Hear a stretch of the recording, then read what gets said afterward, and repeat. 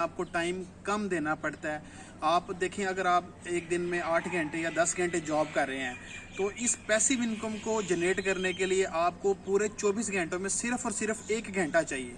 आप किसी भी काम में अल्लाह का नाम लेके आप इंटर होते हैं तो अल्लाह ताला की ज़ात आपके लिए सारे रास्ते जो हैं वो बनाती जाती है, फिर ऐसा ऐसा सारे जो स्टेप्स हैं वो तय होते जाते हैं। पोर्ट करवाए बाहर से, तो उनको पाकिस्तान के इन्वायरमेंट में एडजस्ट होने में कुछ टाइम लगा या वो इजीली एडजस्ट हो गया? लोकल ब्रीड्स जो आपने रखे हुए थे फैंसी के, तो उससे कितनी अर्निंग की जा सकती है? मैं तमाम यंगस्टर से कहता हूँ कि आप करें, कुछ ना कुछ करें। देखिए, कुछ भी नहीं है।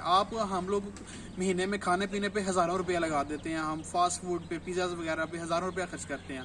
आप इस पे एक दफ़ा थोड़ा सा खर्च करके देखें, यकीन जाने आपको फ़ायदा होगा, नुकसान नहीं होगा। अस्सलाम वालेकुम मैरबी, क्या हाल है आपका? वालेकुम अस्सलाम, अल्हम्दुलिल्लाह, अल्लाह का शुक्र। जी, तो मैरबी, आज हम किस टॉपिक के ऊपर वीडियो बनाने जा रहे हैं?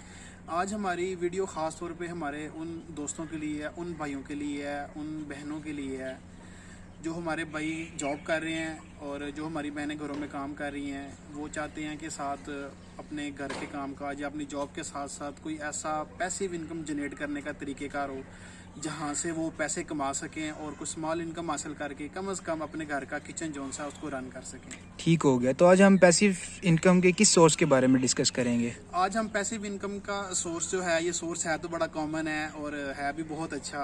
इसके बारे में बहुत सारे लोगों की बहुत सारी अच्छी राय भी है और कुछ लोग इसको अच्छा भी नहीं समझते, लेकिन हम आपको इसके ट्रू फैक्ट्स जो उनसे है ना उसके बारे में बताएंगे। बहुत सारे लोग इस बारे में बात करते हैं कि नहीं ये ठीक नहीं है, अच्छा नहीं है। बहुत सारे लोग ऐसे भी कहते हैं जी थोड़े पैसे लगाएं, लाखों कमा लें।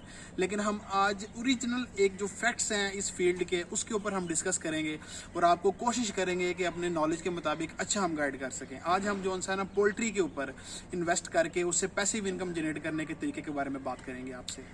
ठीक हो गया। अच्छा, तो मैरबी, आपने पैसिव इनकम जनरेट करने के लिए पोल्ट्री का इंतखाब ही क्यों किया? असल में पोल्ट्री जो है ये एक ऐसा तरीक़ेकार है पैसिव इनकम जनरेट करने का कि जिसमें आपको वक्त बहुत कम दरकार होता है। मतलब मेहनत कम है, इसमें वक्त कम है, आपको टाइम कम देना पड़ता है। आप देखें, अगर आप एक दिन में 8 घंटे या 10 घंटे जॉब कर रहे हैं तो इस पैसिव इनकम को जनरेट करने के लिए आपको पूरे 24 घंटों में सिर्फ और सिर्फ 1 घंटा चाहिए। आप आधा घंटा सुबह इसको टाइम दें, आधा घंटा आप इसको शाम को टाइम दें और मज़ीद आपको इधर मतलब कोई ज़रूरत नहीं है कि आप इसको टाइम दें या आप इधर आगे देखते रहें या ये करें। सिर्फ आप एक इन्वायरमेंट जनरेट कर दें, उसके बाद आप सिर्फ सुबह आएँ, इनको दाना पानी इनका चेक करें और सारे बर्ड्स देखें अपने, और फिर एक दफ़ा आप शाम को आएँ, अपनी आउटपुट कलेक्ट करें और सारे बर्ड्स को देखें। और इसलिए इस फील्ड का इंतखाब किया कि इसमें टाइम बहुत कम है। आप अपनी जॉब के साथ या किसी भी सेकंड काम के साथ इसको इजीली मैनेज कर सकते हैं। सही। तो क्या आप ये खुद भी कर रहे हैं? जी, मैं बिल्कुल ये काम कर रहा हूँ। मैं साल 2018 से ये काम कर रहा हूँ। ठीक है। तो ये मुर्गियाँ पालने का ख्याल कैसे है जबकि आप एक मल्टीनेशनल कंपनी में एक अच्छी पोस्ट पे काम कर रहे हैं? असल में जब आप जॉब कर रहे होते हैं तो आपकी जो लाइफ होती है वो बहुत लिमिटेड होती है। मतलब आपकी सैलरी 10,000 हो या आपकी सैलरी 1 लाख हो, लेकिन आप एक लिमिटेशन के सर्कल में आ जाते हैं जिसकी वजह से आप उस सर्कल से कभी भी ज़िंदगी भर बाहर नहीं निकल सकते। लेकिन ये पैसिव इनकम एक ऐसी चीज़ है, ये एक स्मॉल बिजनेस है और आप जब भी बिजनेस करते हैं तो आप फिर उसके फ़ायदे देखते हैं। आप उसमें बाउंड नहीं होते, आपकी इनकम उसमें बाउंड नहीं होते। आप उसमें जितनी मेहनत करते हैं आप उसमें उतने पैसे कमा सकते हैं। तो इसलिए जो है ना, मैं बेशक कर रहा था जॉब, लेकिन ये ख्याल इसीलिए आया कि कोई ना कोई ऐसा सोर्स होना चाहिए कि जहाँ से कम मेरे किचन जो है मेरा घर का वो रन हो सके और मुझे सपोर्ट मिल सके। और मैं अल्हम्दुलिल्लाह साल 2018 से यह काम कर रहा हूँ और अल्लाह का शुक्र है, स्टेप बाय स्टेप मैं बहुत बहुत बेहतरी की तरफ चला गया हूँ। माशाल्लाह माशाल्लाह। अच्छा, तो मैरबी, आपने कौन सी नस्लें रखी हुई हैं इस वक्त मुर्गियों की? अच्छा, इसमें मैं आपको बताते चलूँ कि मैंने सबसे पहले जो है ना देसी मुर्गियां घर में रखी थी साल 2018 में। तो उसके बाद फिर जो है मैंने एक व्हाट्सएप के ग्रुप के अंदर किसी दोस्त ने वीडियोस भेजी थी फैंसी ब्रीड्स की। उस वक्त इतना लोगों को इल्म नहीं था, पता नहीं था, मतलब इतनी इन्फॉर्मेशन नहीं थी है। तो उस वक्त मैंने जब वो देखी वीडियोस वगैरह और तस्वीरें फैंसी ब्रीड्स की जो पाकिस्तान में उस वक्त लोग काम कर रहे थे, तो मैं उसको देख के बहुत इम्प्रेस हुआ कि मतलब ये भी मतलब इस तरह की भी कोई भी न्यू बंदा देखेगा उसको तो वो हैरान होगा कि अच्छा इस तरह की भी ब्रीड्स जो सी हैं वो पाकिस्तान में पाई जाती हैं। तो मैंने जब उसको देखा मैं बड़ा इम्प्रेस हुआ उस चीज़ से। मैंने देखा, मैंने फिर रब्ता किया उस बंदे से, मैंने उससे पूछा, उसने मुझे बताया कि ये इस तरह होती हैं। तो मैं आपको टू बी वेरी हॉनेस्ट मैं आपको बताऊं कि उस वक्त जो सा इतने वसाइल नहीं थे है कि मतलब जो उस वक्त भी उनकी प्राइसेस थी कि मैं उसको अफोर्ड कर सकता, ब्रीडर्स को, मतलब जो उनके बड़े होते हैं उनको अफोर्ड कर सकता। मैंने उससे कहा, प्राइसेस मैंने पूछी उस दोस्त से, उसने मुझे प्राइसेस बताई। मैं काफी हैरान हुआ कि अच्छा ये इतनी महंगी भी मुर्गियां होती हैं, क्योंकि एक आम आदमी को इतना कंसेप्ट नहीं होता कि वो मतलब आम देसी मुर्गियां देखता है तो वो उसको नहीं आइडिया होता कि अच्छा इससे इतनी महंगी भी हो सकती है। आप देसी लेंगे ज्यादा से ज्यादा 500 रुपए की, 1000 रुपए की, इससे महंगी नहीं होती है, लेकिन वो फैंसी ब्रीड्स होती हैं वो महंगी होती हैं। तो मैं उसके साथ डिस्कस किया, उसने मुझे बताया इतने की, मैं परेशान हुआ, तो मैं तो खामोश हो गया। लेकिन फिर उसी दोस्त ने मुझे गाइड किया कि अगर आप इनके ब्रीडर को अफोर्ड नहीं कर सकते तो आप इनकी चूजे लेके पालें। तो टू बी वेरी ऑनेस्ट, उस वक्त मेरी फैमिली ने मुझे बहुत सपोर्ट किया, उन्होंने मुझे बहुत मोटिवेशन दी। उन्होंने कहा नहीं आप करें इस काम को, कोई बात नहीं, आप रिस्क लें। हालांकि ये मुश्किल काम है चूजे वगैरह पालना, लेकिन मैंने अल्हम्दुलिल्लाह अल्लाह का शुक्र है साल 2018 में के एंड पे मैंने फैंसी ब्रीड के चिक्स लिए, उनको मैंने पाला, उनको ग्रो किया। उसमें मेरे पास हैवी बफ थे, उसमें मेरे पास पॉलिश थे, उसके में मेरे पास बेंटम थे, सिल्की थे, सारे चिक्स मैंने ले लिए ना, थोड़े से पैसों के काफी सारे चिक्स आ गए उस वक्त। तो मैंने उनको पाला, उनको मैंने ग्रो किया। मतलब आइडिया तो नहीं था, यही था कि बस आज गए और कल गए, लेकिन अल्हम्दुलिल्लाह अल्लाह का शुक्र है कि जब आप दिल से किसी चीज पे मेहनत करते हैं तो फिर अल्लाह ताला आपको उसका फल जो सा है वो जरूर देती है। तो वो फिर जो सा है मैंने उनको पाला, मैंने उनको ग्रो किया, तो फिर ऐसा ऐसा ऐसा जो सा वो सेटअप मेरा बढ़ता गया। सही। तो जब वो मेरे पास ब्रीडर हो गए तो फिर मैंने पोर्शन बनाए, मतलब ये ऐसे बनता गया, ऐसे सेटअप सर। पहले एक केज में थे मेरे पास छोटे से, जब वो बड़े होते गए तो आहिस्ता आहिस्ता फिर मेरे पास थोड़ी सी जगह थी, एक प्लॉट था एक, उसके अंदर मैंने डिफरेंट पोर्शंस बनाए। पोर्शंस में मैंने फिर जो ब्रीड्स थी लैदा, बेंटन की, सिल्की, बफ, सारे मैंने उनको लैदा लैदा किया। मैंने फिर उनकी ब्रीड ली, फिर मैंने मशीन लेके फिर मैंने देखिए स्टेप बाय स्टेप चीजें जो सी है ना वो फिर होती गई। जब आप किसी भी काम में अल्लाह का नाम लेके आप इंटर होते हैं तो अल्लाह ताला की जात आपके लिए सारे रास्ते जो है वो बनाती जाती है, फिर ऐसा ऐसा सारे जो स्टेप्स हैं वो तय होते जाते हैं। मैंने मशीन ली, मेरे पास एग्स आने स्टार्ट हो गए, मैंने फिर उनके चिक्स निकलवा के मैंने उनको सेल करना शुरू किया। शुरू में सबसे बड़ी प्रॉब्लम यही होती है, लोग कहते हैं कि हम चीज लेंगे उसको सेल कहाँ पे करेंगे। ठीक है, तो मुझे भी नहीं था पता कि हम उसको सेल कहाँ पे करेंगे। इसमें वेरी इनिशियली मैंने जो हमारे यहाँ शहर के अंदर जो बर्ड्स सेलर थे, जो परिंदे सेल कर रहे थे, मैंने उनसे रब्ता किया। उन्होंने कहा जी आप लेके आए, जितने मर्जी लेके आए, हम आपसे परचेज कर लेंगे, हम उसको सेल करेंगे, आप आए हमें दे दें। फर्स्ट ऑप्शन तो आपके पास सबसे पहले ये है। उसके बाद फिर मैंने जरूरत महसूस की कि हमारा कोई पेज होना चाहिए, कोई ऐसा प्लेटफॉर्म होना चाहिए, तो हमने फिर फेसबुक का पेज बनाया, उसके ऊपर फिर हमने वर्किंग स्टार्ट की, फिर हमने उसके ऊपर एड्स लगानी शुरू की। फिर आपके पास एक बहुत बड़ा सोशल मीडिया जो है प्लेटफॉर्म है, फेसबुक है आपके पास, OLX है, इस तरह बहुत सारे जो है ना सोशल मीडिया आपके पास है, जिसके ऊपर आप होमवर्क करके एक अपनी अच्छी मार्केट और वर्थ बना सकते हैं। मैंने उसे इनकम जनरेट की। उसके बाद फिर मैंने इसके ऊपर होमवर्क किया और मैंने फिर देखा इसके अंदर कि जिन ब्रीड्स के ऊपर मैं काम कर रहा हूँ इससे बेहतर भी मार्केट में मौजूद है। ठीक है, तो मैंने फिर उस पर होमवर्क किया, उसमें कुछ ब्रीड्स मुझे नजर आई, उसमें जो ब्रीड्स मुझे नजर आई उसमें से पाकिस्तान में जिन लोगों के पास वो ब्रीड थी वो क्वालिटी अच्छी नहीं थी है। तो फिर मैंने इसी इनकम से मैंने पैसे इकट्ठे किए और जोड़े, और उन पैसों से फिर मैंने इम्पोर्टेड जो रिंग बर्ड्स हैं वो मैंने परचेज किए। तो मैंने जो सा सबसे पहले जो सा है मैंने लाइट ब्राह्मा जो सा है वो परचेज किया। ठीक। तो उसको फिर मैंने पाकिस्तान में मतलब मैं लेके आया, मुझे बहुत अच्छी क्वालिटी मिली, बहुत मुझे पसंद है। मैंने फिर उनके ऊपर होमवर्क किया, यहाँ पे मैंने उनकी ब्रीड करवा के वेरी सक्सेसफुली, क्योंकि वक्त के साथ साथ जब आप चलते हैं तो आपको एक तजर्बा हासिल हो जाता है। तो फिर मैंने उनको ब्रीड करवाया यहाँ पे, मैंने फिर उनसे जो सा उनके चिक्स वगैरह मैंने सेल किया और मुझे बहुत हैंडसम इनकम जो सी है वो हासिल हुई उनसे। ठीक। अच्छा, तो मैरबी जो आपने बर्ड्स इंपोर्ट करवाए बाहर से, तो उनको पाकिस्तान के इन्वायरमेंट में एडजस्ट होने में कुछ टाइम लगा या वो इजीली एडजस्ट हो गया? क्योंकि पाकिस्तान के और यूरोप के इन्वायरमेंट में काफ़ी ज़्यादा फ़र्क है, टेम्परेचर में काफ़ी ज़्यादा फ़र्क है। तो क्या आपके जो बर्ड्स हैं वो इजीली एडजस्ट हो गए इस इन्वायरमेंट में या फिर आपको कुछ मुश्किलात आई हैं? ये अब बड़ा वैलिड क्वेश्चन है आपका कि मतलब डेफिनेटली हमारा यूरोप के अंदर जो टेम्परेचर है वो माइनस में होता है या मैक्सिमम 20 डिग्री सेंटीग्रेड तक जाता है, इससे ऊपर टेम्परेचर नहीं जाता यूरोप के अंदर। वो जब बर्ड जब पाकिस्तान में होते हैं, यहाँ का और वहाँ का टेम्परेचर का बड़ा डिफरेंस होता है, तो ये इशू आता होता है। लेकिन इस इशू को हमने इस तरीके से हैंडल किया कि हमने बर्ड्स उस वक्त पाकिस्तान में इंपोर्ट किए, उस वक्त मंगवाए जब यहाँ पे चेंजिंग सीजन था, मतलब मौसम हमारा बेहतरी की तरफ जा रहा था। ये नवंबर का महीना था, उस वक्त मौसम काफी बेहतर हो चुका होता है, तो हमने उस वक्त उनको यहाँ पे इम्पोर्ट किया है, तो उससे फिर हमें इसका वेदर का इतना इशू नहीं आया। ठीक। तो वो हमारे जो सा ना इजीली एडजस्ट हो गए, हमें उनके लिए कोई इतना नहीं करना पड़ा। नॉर्मल इन्वायरमेंट के अंदर वो इजीली हमारे एडजस्ट हो गए थे। हाँ, और उसके बाद इशू होता है कि गर्मियों के अंदर जोन सा है ना कि इनको कैसे रखा जाए या किस तरह इनको जोन सा ना किया जाए। इनकी जोन सा है जो फीड होती है वो स्पेशल होती है। मैं आपको बताता चलूँ नॉलेज में इजाफे के लिए कि इनकी जो इंपोर्टेड रिंग बर्ड्स होते हैं इनकी फीड स्पेशल होती है। अगर आप इनको नॉर्मल पाकिस्तानी फीड पे ग्रो करेंगे तो आपको वो रिजल्ट नहीं मिलेगा। अच्छा। तो इनकी वो फीड होती है स्पेसिफिकली, उसको बनाया जाता है। अगर आप बनाएं तो वो बेहतर है, मार्केट से भी मिल जाती है लेकिन वो इतनी अच्छी नहीं होती। तो वो उसको बनाया जाता है, तो वो उस फीड में हम इस ऐसे इंग्रेडिएंट यूज़ करते हैं कि जिससे उनको गर्म और ठंडा का मिक्सचर ऐसा बनाया जाता है कि जिससे उनकी जो हीट है वो यूटिलाइज रहती है, उनको वो वेदर में अपने आप को एडजस्ट करने में उनको वो मदद देती है। पानी के अंदर ऐसी चीज़ें यूज़ की जाती हैं, इलेक्ट्रोलाइट्स यूज़ किए जाते हैं या ओआरएस वगैरह यूज़ किया जाता है जिसकी वजह से वो इन्वायरमेंट में सेट हो जाते हैं। इतना इशू नहीं होता, सर्दियों में अच्छी तरह सर्वाइव कर लेते हैं। गर्मियों के अंदर आगे फिर मतलब इनको कूलर वगैरह आप लगा सकते हैं कोई छोटा मोटा कि जिसमें ये एडजस्ट कर जाएं, तो वो उसमें बड़ी अच्छी तरह इजीली जो सा वो एडजस्ट हो जाते हैं, उसमें इतना प्रॉब्लम नहीं आती है। तो इनके रहने की जो जगह है उसका भी कोई ख़ास इंतज़ाम किया जाता है? ये आम जो हमारी पाकिस्तान की देसी मुर्गियाँ होती हैं उस तरह के इन्वायरमेंट में ये रह लेती हैं?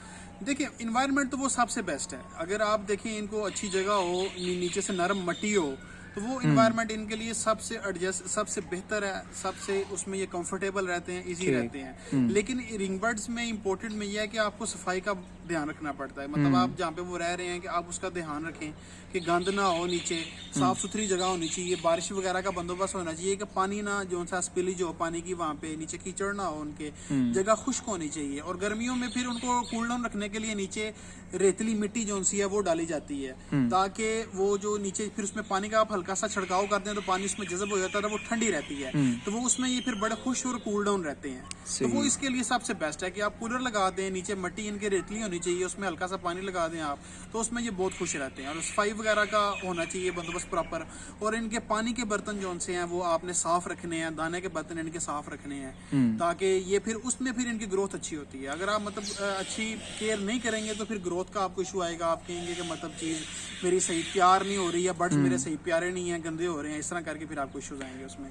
ठीक हो गया। अच्छा, तो मैर भी आपके पास तो जगह थी, प्लॉट था, कच्ची जगह थी जहाँ पे आपने ये रख लिए, ठीक है। अब बाज़ हमारे व्यूअर्स जो हैं उन्होंने छत के ऊपर बर्ड्स रखे होंगे या वो रखना चाह रहे होंगे, तो क्या ब्राह्मा को छत के ऊपर रखा जा सकता है शेड वगैरह लगा के? जी बिल्कुल, डेफिनेटली रखा जा सकता है। देखिए, आपने जब भी कोई बर्ड रखना है तो आपने एनवायरनमेंट जनरेट करना है, उसके लिए एक माहौल आपने बनाना है। तो आप इस चीज़ को मद्देनजर रखते हुए बनाएं कि आपने पाकिस्तान की लोकल ब्रीड्स रखनी है। ये मतलब उनके लिए मैं आंसर दे रहा हूँ कि जिनके पास जगह नहीं है बिल्कुल कच्ची या कोई अहाता या कोई प्लाट वगैरह नहीं है, छत वगैरह पे आप इन्वायरमेंट ऐसा बनाएं कि जहाँ पे उनको इजीली रखा जा सकता है। वो मैं आपको बताता हूँ कैसे बनाना है आपने। देखिए, सबसे पहले तो आप केज बनाएंगे वहाँ पे, ठीक है, कि केज में उनको रखना है आपने, जिसमें आपने उसको पोर्शन बनाने हैं, उसके जिस साइज के भी बनाने हैं आपने, जितने भी बर्ड रखने हैं, 5x5 का बनाना है, 5x4 का बनाना है, 3x3 का बनाना है आपने, जैसे भी बनाना है। तो आप उसमें हस्क होती है, राइस हस्क कहते हैं जिसको हम तो भी कहते हैं पंजाबी में, आप वो डाल सकते हैं, वो यूज कर सकते हैं। आप नीचे डालें, उधर बर्ड्स को रखें अपने, और उसकी बाद में 1 हफ्ते बाद सफाई करके आप नहीं डाल दें, ठीक है। ये है उसमें। और अगर आप मजीद कंफर्टेबल रिंग बर्ड के लिए इन्वायरमेंट बनाना चाहते हैं तो उसमें फिर आप ये है कि आप पहले केज के नीचे बॉर्डर बनाएं ईंटों का एक, उसके ऊपर केज को रखें। उससे होगा आप उस एक ईंट वाले बॉर्डर के अंदर आप रेतली मिट्टी डाल सकते हैं, वो भी उनके लिए बेस्ट होगा। वो मतलब आप ऐसा ही इन्वायरमेंट जनरेट कर लेंगे जैसे आम मिट्टी होती है, ठीक है, तो वो उसमें खुश रहेंगे बिल्कुल। ये बताएं कि लोकल ब्रीड्स जो आपने रखे हुए थे फैंसी के, तो उससे कितनी अर्निंग की जा सकती है? फैंसी ब्रीड्स जो लोकल में ली जाती हैं उनसे। देखिए, उसमें हमारी जो डिफरेंट ब्रीड्स हैं उनके डिफरेंट रेट्स हैं, ठीक है। गोल्डन बफ है, उसका चिक्स 200 रुपये का, 300 रुपये का सेल होता है।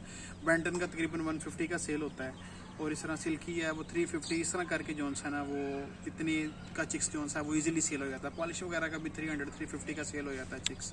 सही। तो उसमें मैं यही मशवरा देना चाहूँगा कि क्योंकि मैंने ये एक्सपीरियंस किया है, मैंने तजर्बा किया है कि मैं इसीलिए इम्पोर्टेड ब्रीड की तरफ आया हूँ कि उसमें आपकी अर्निंग कम है, ठीक है। आप जितनी आप रखते हैं लोकल फैंसी ब्रीड रखते हैं उसकी अर्निंग कम है बनिस्बत आप अगर यहाँ पे रिंग बर्ड रखते हैं या रिंग बर्ड की जनरेशन के चिक्स रखते हैं, अच्छी इंपोर्टेड आप ब्रीड्स रखते हैं, तो उसकी अर्निंग बहुत अच्छी है। अच्छा, तो ये लोकल ब्रीड्स और जो इम्पोर्टेड ब्रीड्स हैं उनके रेट्स में क्या फ़र्क है?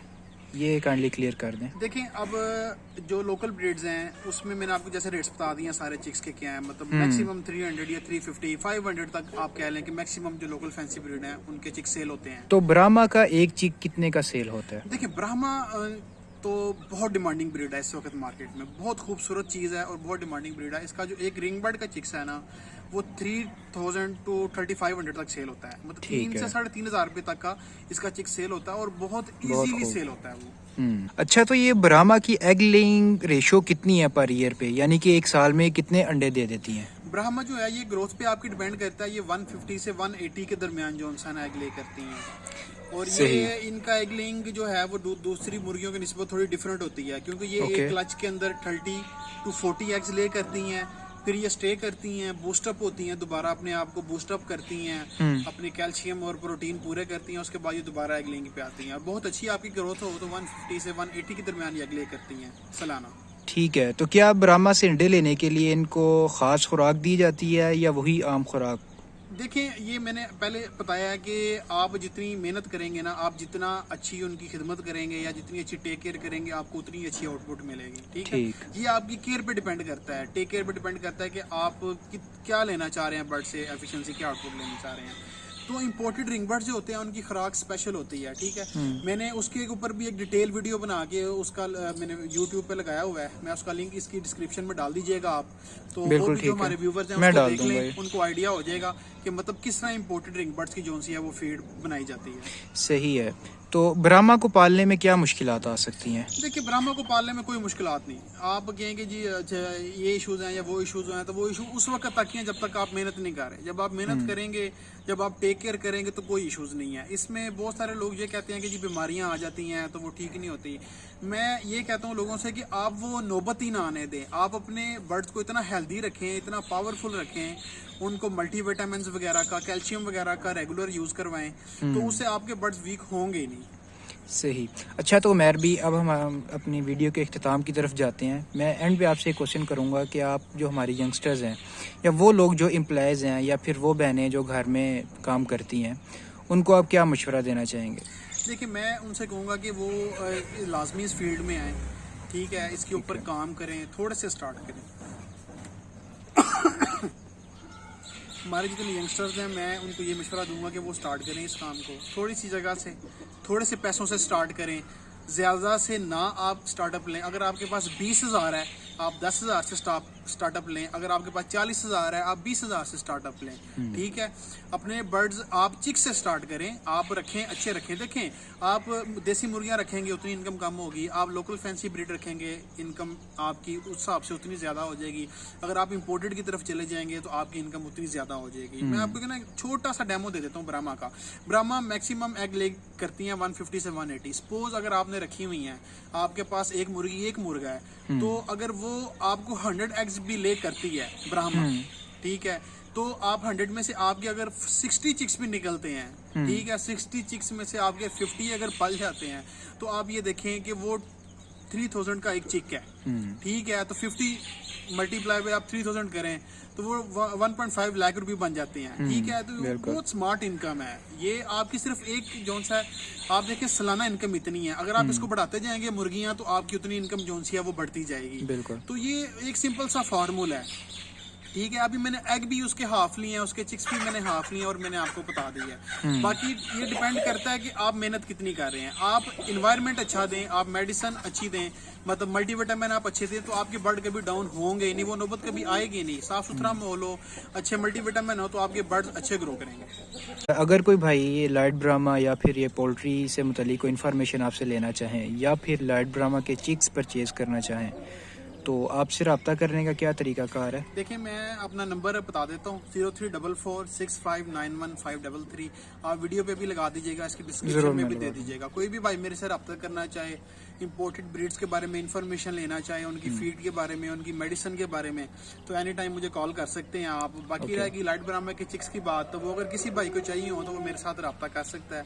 तो तो मैं इंशाल्लाह चिक्स भी प्रोवाइड करूंगा और उसके बाद पीछे से पूरा बैकअप भी प्रोवाइड करूंगा और पूरा गाइड करूंगा।